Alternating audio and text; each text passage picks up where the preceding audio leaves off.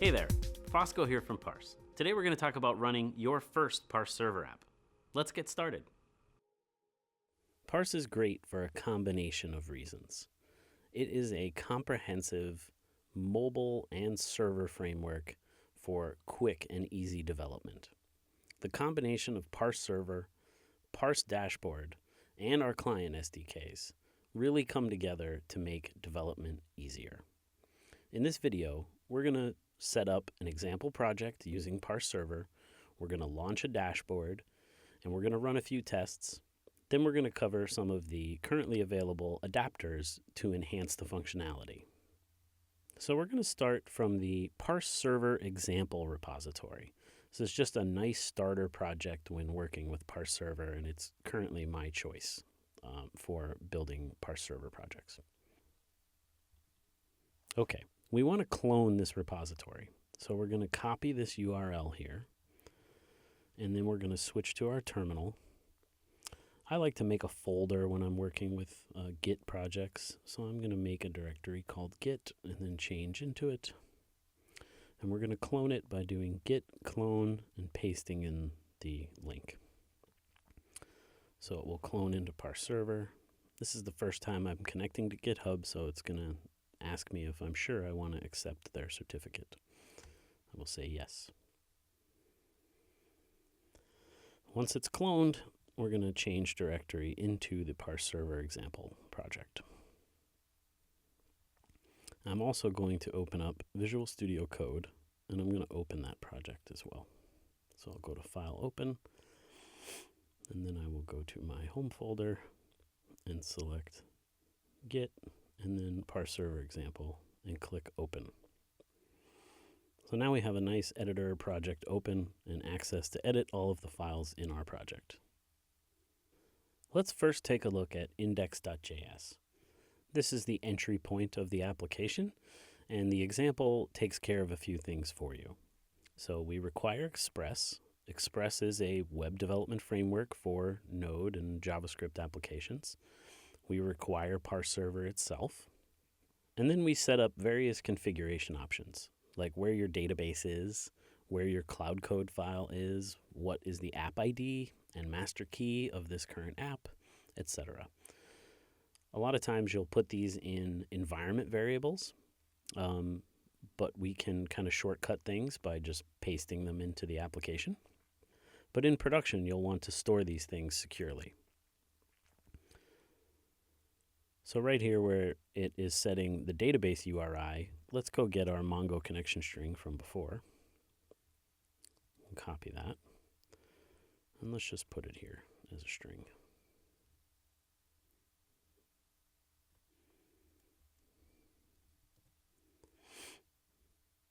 We can get rid of this if block. So let's go through the initialization of Parse Server. You create a new Parse Server and you pass in an options block. And there are various fields that are available. You pass in the database connection string, and it will default to a local host if it's not passed, but we're setting it up above. You pass in a path name to your Cloud Code main.js file, and it will default to the main.js in the subfolder that you're currently in. And there is an example there. You can see that on the left here under Cloud. You'll also pass in an application ID, which will default to my app ID. I'm going to change that. We're just going to simplify things for the example and use app. And then it wants a master key. This is required, so I'm just going to call it master. However, you should use a very secure value here. There's also a server URL. The server needs to know its own address. So if you're running it locally, this will be the default here. It's localhost port 1337, and it's under /parse. You'll see why later. And recently we added live queries, which is very exciting, but we're not going to cover that just yet. We'll get there. Continuing on, the example creates a new Express app, assigns it to the variable app, and starts to set up a few things that you'll want to use. You'll have public assets like HTML, JavaScript, CSS, images that you put under the public folder. We will serve those also on the same URL /public. We'll also set up a mount path, which will default to /parse. And I don't really see much reason to change it from that, but you have the option of changing that through environment variables or just editing the code here. Then we will use app.use, which is an express semantic, and we will say mount the API object, which we created by creating our new Parse server, mount that on this mount path. We do a couple extra things. We create a default web page example. It is just the /, so it would be localhost port 1337 with no extra path. And if you were to visit that in a browser, you'll get this message to make sure to star the Parse Server repo on GitHub. We also create a test route, and we have some test files that you can evaluate the server from. Then we set the port, which is by default 1337, and you can change that through the port environment variable. And we start the HTTP server, and we create a live query server. Now that we have that set up with our app ID and our master key and our database connection string, let's go back to the terminal after saving the file, and let's use npm to install all the dependencies. So we type npm install. This will take a little while to download and install all the various dependencies like Express and Babel and all the different build systems that Parse Server uses.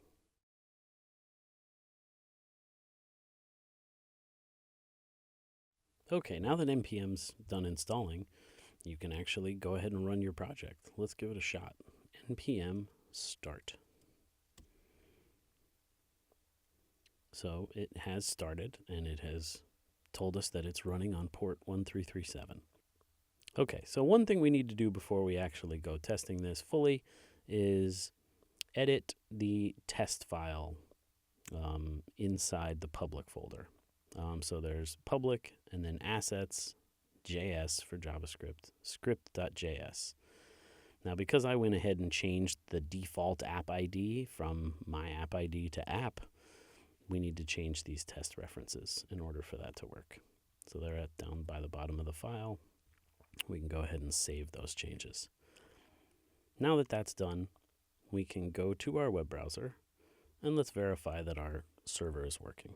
So we'll go to localhost port 1337, and there we go. We get our example page that says make sure to star the Parse Server repo on GitHub. Then we can also go to the test URL /test. Now that we're here, we have a few options that'll just verify that things are working correctly. You can click this post button to post an example test object to Parse Server. And we get a result that it posted. And there's the object ID and the date that came back with it. You can click to fetch data, and you'll see that we got our object back. And then you can test a cloud code function. And it called the default function that was defined in main.js, and there's the output. Congrats, our local Parse server is working. Now that we've got our server up and running, and everything seems to be working, let's actually set up an installation of the Parse dashboard. So we'll go over here to the GitHub repository for Parse dashboard, and we'll scroll down. It explains how to get started using npm to install it as a global.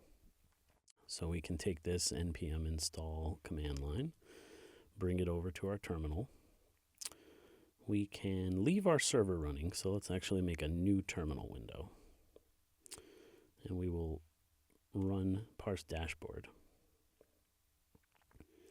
It's installing now, and it's finished. That's a quick one.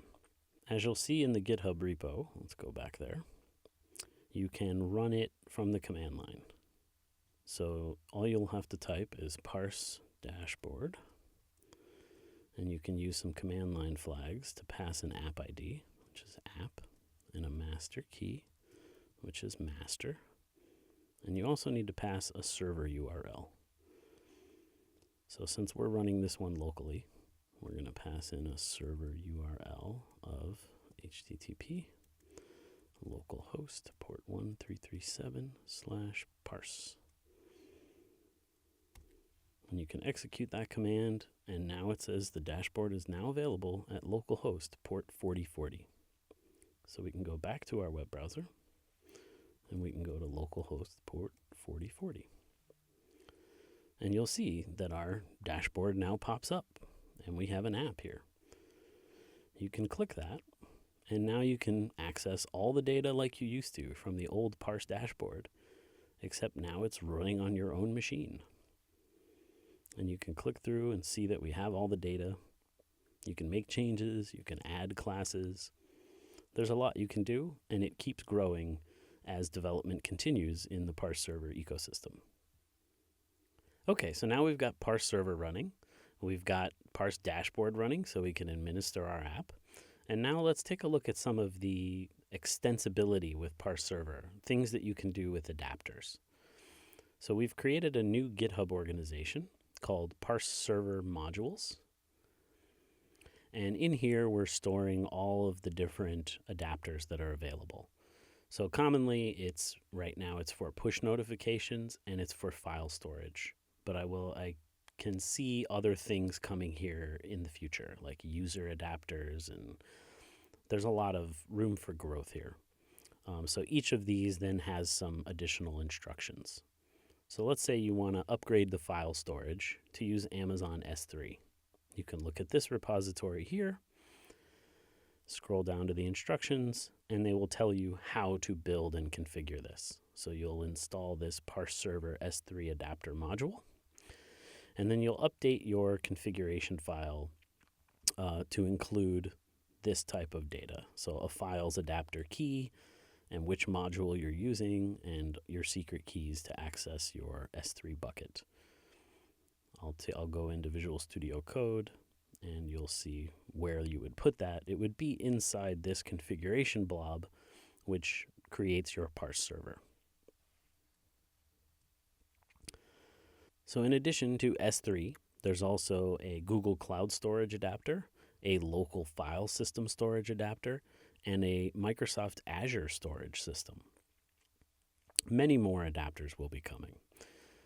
There's also push adapters. So right here, there's an official push adapter. If you'll go to this, you'll see that the README will tell you to see Parse Server push configuration. So we'll click through there. And this takes us to the push page on the wiki, which you should definitely take a look through whenever you're ready to configure push notifications. So this will walk through exactly how the API works, how to get set up with your Apple and Google credentials, security keys, sender IDs, and how to configure Parse Server, which you can see here. So in addition to the default push server, which sends notifications directly from Parse Server, there are also other options, which is you can use SNS, which is an Amazon product. You can use Urban Airship. You can use OneSignal. And I'm sure many more will come down the line.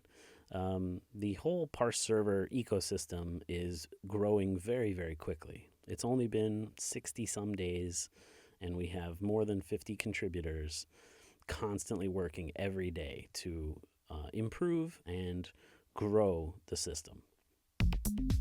In the next video, we'll go over some tips and tricks for using JavaScript and Cloud Code with Parse Server.